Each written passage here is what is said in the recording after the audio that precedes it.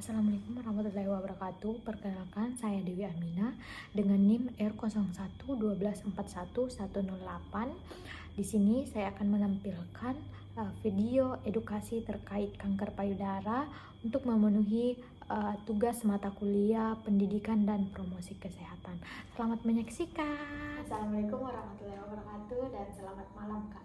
Waalaikumsalam warahmatullahi wabarakatuh. Selamat malam. Baik Kak, perkenalkan saya Dewi Amina, mahasiswa semester 3 Fakultas Keperawatan, Program Studi Ilmu Keperawatan Universitas Hasanuddin.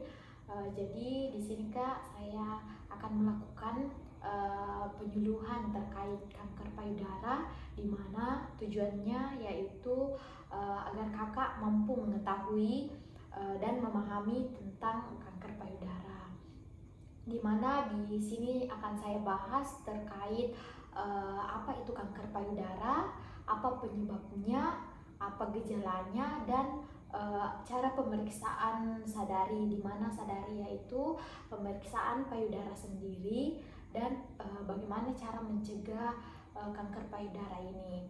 Dan sebelumnya saya ingin kakak mengisi post test terlebih dahulu, sudah saya kirimkan linknya di WhatsApp. Baik Kak, karena kakak sudah mengisi pretest, jadi di sini saya akan melakukan penyuluhan dan akan memaparkan terkait kanker payudara. Jadi Kak, kanker payudara yaitu pertumbuhan sel-sel abnormal di payudara kita, di mana ini akan bertumbuh terus-menerus sehingga membentuk benjolan.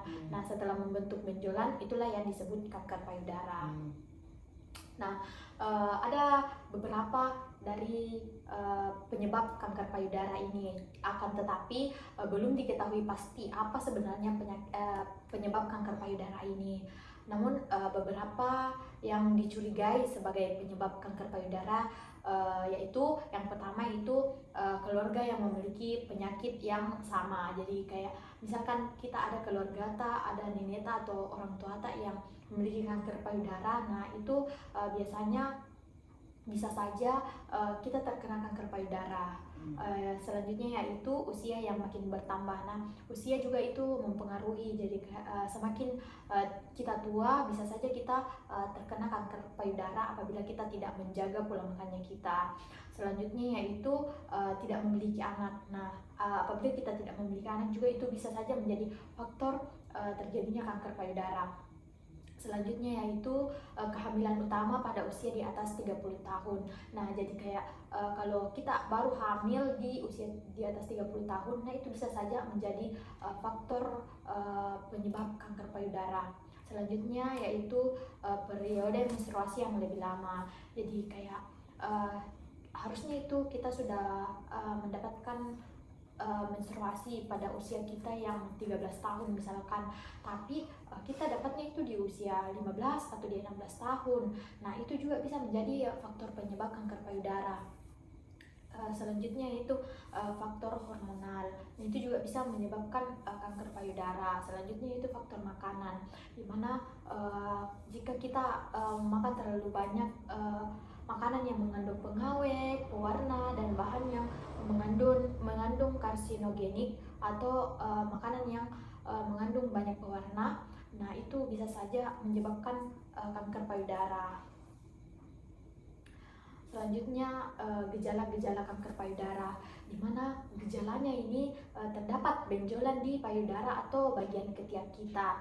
Jadi kalau ada benjolan, nah itu patut dicurigai kanker payudara. Terus perubahan luar biasa pada tekstur, bentuk, dan ukuran pada payudara.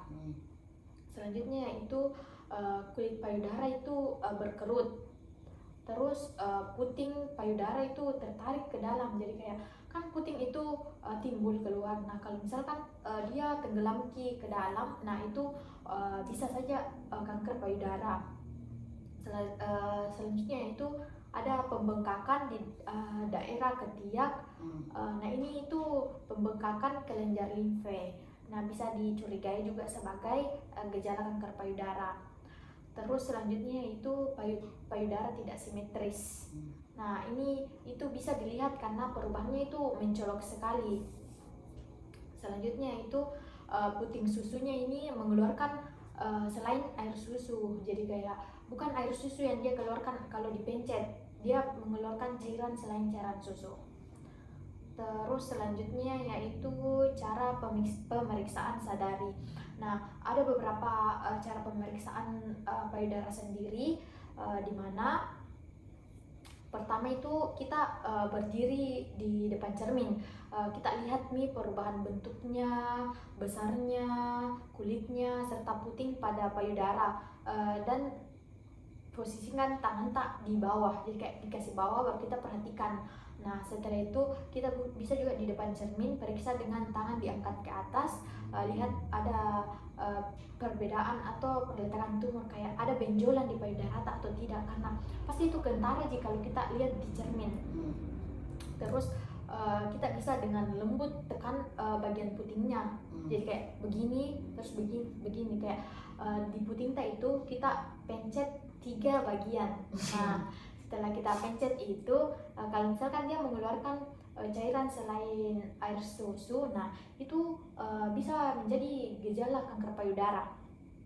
Terus selanjutnya angkat salah satu tangan tak ke atas, bisa dilakukan sambil berdiri atau sambil berbaring terus kita tekan payudara tak dari di ujung jari dengan cara pola jarum jam. Jadi kayak kita mulai dari bagian dalam, terus kita pencet memutar sampainya di luar bagian payudara. Nah, terus selanjutnya kita juga lakukan pemeriksaan daerah dada dan ketiak untuk ditahu apakah ada penyebaran, kalau misalkan kanker nih, apakah ada penyebaran sampai ke bagian dada atau ke bagian ketiak. Nah, selanjutnya itu ulangi langkah-langkah yang tadi itu di payudara yang satu lagi. Nah, itu bisa juga dilakukan ketika mandi maupun kalau baring Nah, ada beberapa cara untuk cegah ini kanker payudara. Yang pertama itu olahraga, menjaga berat badan. Jadi harus jaga berat badan tak. Selanjutnya menghindari makan makanan yang banyak lemaknya. Dan selanjutnya itu banyak mengonsumsi sayuran dan buah-buahan, sama kedelai juga, banyak-banyak mengkonsumsi kedelai, itu bagus untuk mencegah kanker payudara. Selanjutnya menyusui. Jadi kalau misalkan kita sudah melahirkan, alangkah baiknya kita menyusui. Nah, agar